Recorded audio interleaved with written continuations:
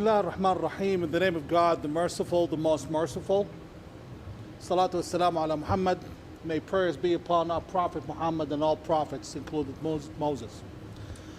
I would like to start by thanking the distinguished guests and the members, honorable members, for holding this session about a very important issue. As a Jordanian Palestinian, not that there is any difference between both so-called ethnicities, when standing here in Brussels, I am in a safe spot. Basically, we, the Palestinian Jordanian people, the Palestinians are the chosen people of the European Parliament. People in the European Parliament love the Palestinians. They care for them. They dream about us in their sleep. How beautiful.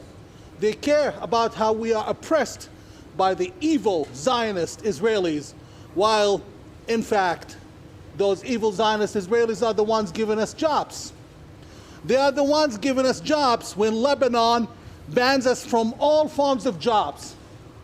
When the Hashemite Kingdom of Jordan, which occupied 78% of our homeland, prevents us from all kinds of jobs, the King of Jordan could come and present here and talk about peace and human rights, while Israeli politicians could get arrested for arriving at your airports.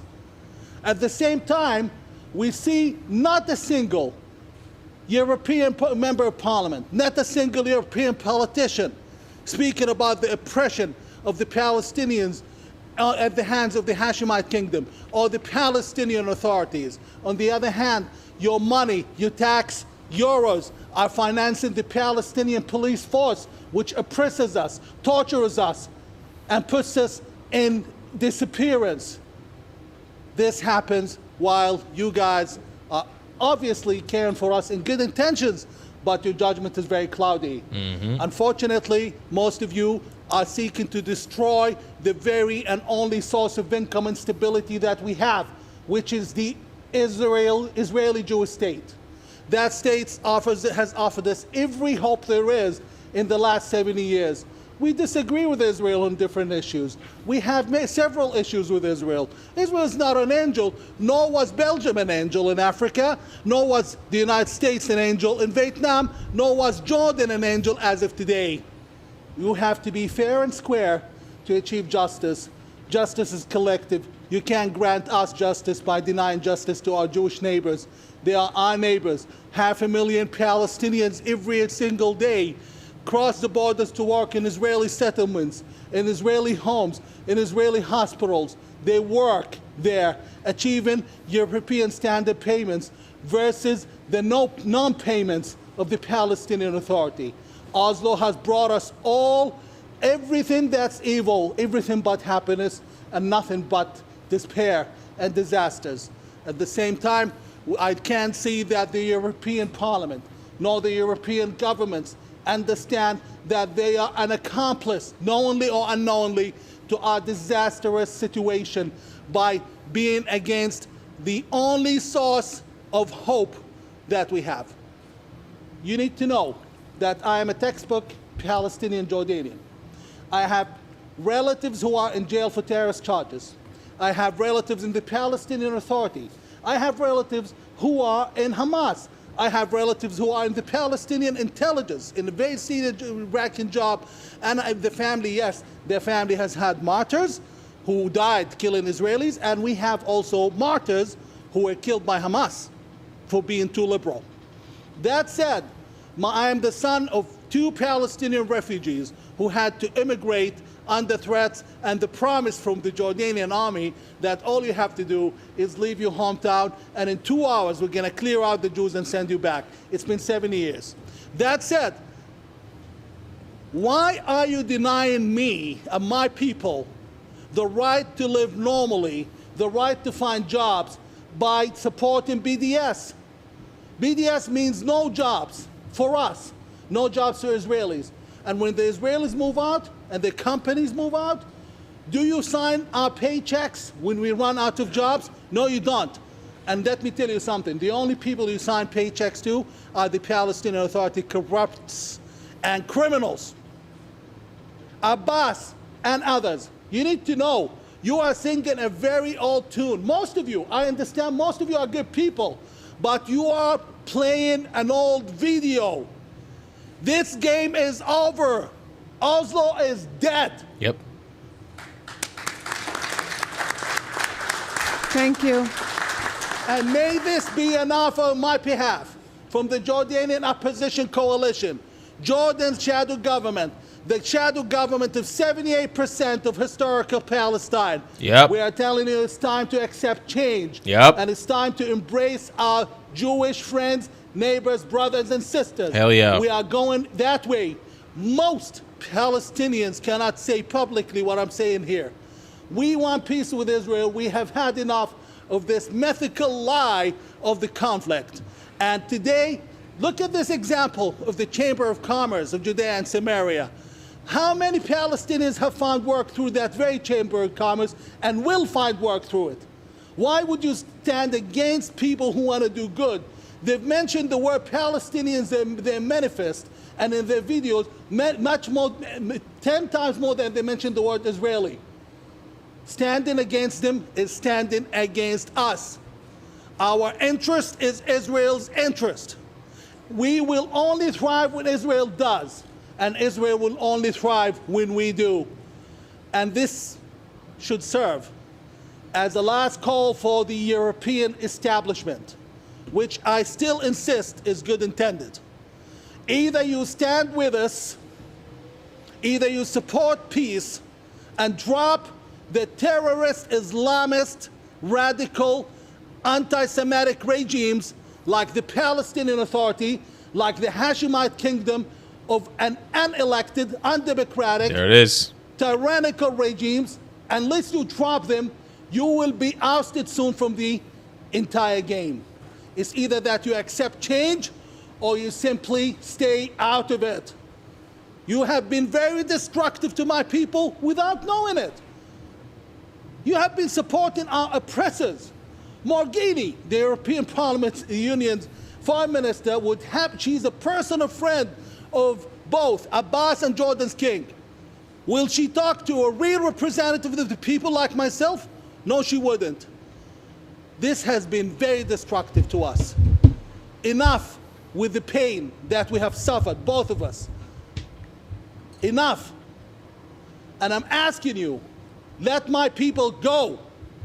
Let both our people go, the Palestinians and Israelis. Let us go. Thank you. Thank you. Ladies and gentlemen, I wanted to show you guys this real quick as we were watching this clip of Mudar Zarhan. And by the way, if anybody knows or has contacted him who's watching me, please get us in touch because I would love to get him on the channel for an interview. Mudar Zarhan. And the reason why I pulled up the Pan-Arab flag, I want to show you guys this. I took a screenshot of it. Okay. I want you guys to take a look at this real quick. It's exactly Mudar's point, by the way. There's the Arab revolt flag that covers the... And this tells you everything you need to know about Jordan. And by the way, I want to make a clarification. I know that there's some Jordanians following me, and I know that some Jordanians who are following me are Hashemite, and I know that those Hashemite people usually tend to be a little bit more pro-Israel, okay? Now I want to make something very clear.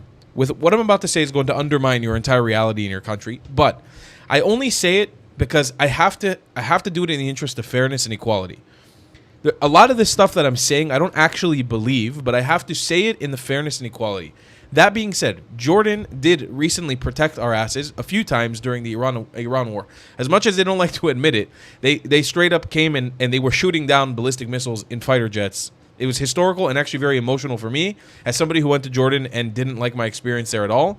I appreciate it on the behest of the Hashemite kingdom of Jordan. And there's a lot of dynamics here that you need to understand. If you watch my channel and you feel like you learned something, I really need you to pay attention right now, okay? The Arab revolt flag. You have the 4 colors that represent the pan-Arab colors. These are black for the Rashidun, the green for the Fatimid, the white for the Abbasid, and the red for the Hashemite. Okay? Each one of these colors is a respective caliphate that came out after the death of the Prophet Muhammad and went on to conquer, conquest, abuse, and oppress the Middle East and its people. The red color stands for the Hashemite family. The Hashemite family is a family that traces its lineage back to Saudi Arabia. not to the Levant, where Palestine is, where Jordan is, not to Syria, not to Lebanon, but to Arabia, specifically to Saudi Arabia. King Abdullah knows that he is one of the descendants of Muhammad. He knows this because that is the canon of the Hashemite family. They know that they are direct descendants of the Prophet Muhammad. Where is the justification, just like Modar said in the video, for an illegitimate government that was not elected, an illegitimate kingdom to be set up in occupying what could be a Palestinian state? Now, I revolt and am disgusted at the idea that we create another Arab state in the Middle East. I think there's no justification, especially for all the ethnic minorities in the Middle East who are suffering at the hands of the Arab Muslims, which there are millions. But if we are to make the claim that Israel is an illegitimate state, Jordan is literally the most illegitimate state in the region, it should be repelled and it should be destroyed. I can't make a claim. Jordan should not exist in the way that it does. It's an illegitimate state. Jordan is not an ancient state. It had no ancient... this was literally the crossroads between the Levant and parts of Mesopotamia. Maybe a tiny edge of Arabia in the south. Maybe a tiny edge. It was ancient Nabatean land, Judean land, Israelite land, Babylonian land, Sumerian land, Assyrian land, never Arabian. It is currently being occupied by an Arabian regime from the Hijaz and the Halij, who, again, I like their countries. I'm down with Saudi. I'm down with UAE. I'm down with Bahrain. I love them. I think they're doing great things. They're moving in the correct direction. But where is the justification to having an Arab from Arabia, King Abdullah and his family, occupying Palestinian land? 70% of the population of Jordan is Palestinian. 70%. How can we justify that as an illegitimate state? It's an occupying state. It's an apartheid system and an apartheid regime. It's not correct. It's not correct because Jews can't live there, and because Palestinians, the real Levantine people of that region, can't live there either in freedom. They can't self-determine in that land. If we were to make a claim that we're going to create a Palestine, it can only be in Jordan. And again, I'm not making this claim as I legitimately want to see the destruction of Jordan. But if we're going to call Israel out for being an illegitimate state, the most illegitimate state in the region is Jordan. It's the most illegitimate. It has no historical backing. It is 100% a Western colonial invention with an Eastern colonial invention in conjunction with it. It is Arab colonialism and white British colonialism together. That is the result. That is the baby, is Jordan. So, yes, ladies and gentlemen, that's the honest truth.